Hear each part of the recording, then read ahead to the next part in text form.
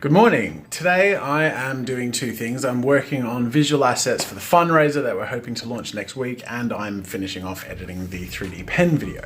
So the visual assets for the fundraiser I'm really enjoying doing so far. I've got this representation of the old crummy shed and a transformation into what the new studio space will be. And the animation I've got so far, which is still gonna have a little bit of work done to it, is pretty satisfying. Now, I personally believe that any problem can be turned into an opportunity, and we're going to take the opportunity through these repairs to move the stud wall that divides the small room that I use as a studio and the rest of the shed to sort of swap out the size so that we have a much bigger studio space to work in and a smaller shed, because, I mean, I don't use the shed very much anyway.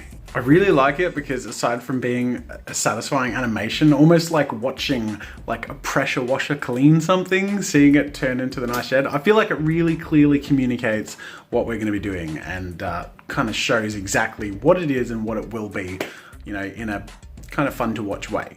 By the way, my phone updated its Android operating system overnight, and the camera stuff has changed, and I thought I'd give video stabilization a go since I do hand cam and it is a little bit shaky, so I don't know, time will tell if it works or not. Alright, I just checked back on the footage I just recorded and it looks really smooth and it's quite nice, but if there's any little jitters, like any little shakes like that, everything goes fuzzy and blurry, as you will have seen. So when I hold my hand relatively still, it looks really smooth, even if there are little jitters, but again, if there are little bumps, it goes weird.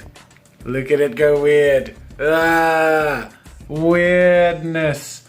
Stabilize this, you motherfucker. I also made this really satisfying looped animated GIF, which I'll be putting on the fundraiser page. It's just really nice to watch because you can see the transition like over and over again, and it's really clear and pretty. And this is satisfying. Love it. So I've just been tucking away editing and working on this fundraisery stuff, and I haven't finished either, but I've made good progress. But that aside, there's a bit of a random awesome development that's happened in the last 24 hours. Yesterday's video on my main channel has over or around 500,000 views in 24 hours, which is crazy. And on top of that, yesterday was my largest amount of subs coming into the channel on one day, which was 7,000 subscribers, which is blowing my mind. Like, it's so weird to me that it feels like literally almost yesterday we celebrated 1 million, and now we're at like an additional 120 on top of that. Like, what the hell? Because I don't consider... How dumb is this? I don't consider my channel a big YouTube channel because it's just me going to my office working every day. It doesn't feel like this glamorous thing. It's weird. It's weird. Anyways. Weird in a good way. I don't in any way mean to sound ungrateful. Ungrateful. I'm not good with words. It's weird, but very cool. And I love you and thank you. Question of the day comes from Tristan KB, who says, where do you picture yourself in the way of YouTube and art in 10 years? Very good question and lines up well with what I was just talking about.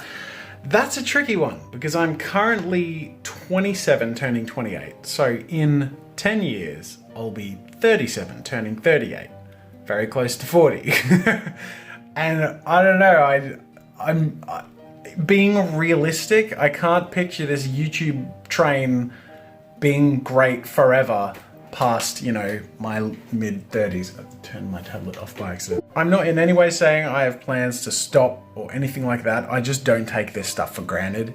And having been making a living in the past from the flash game industry and seeing that crash and losing my income from that when I relied on it, I don't take for granted that this thing is gonna last forever. Not for me, at least. I think it'll last for a long time, longer than I will make use of it for a lot more people than me.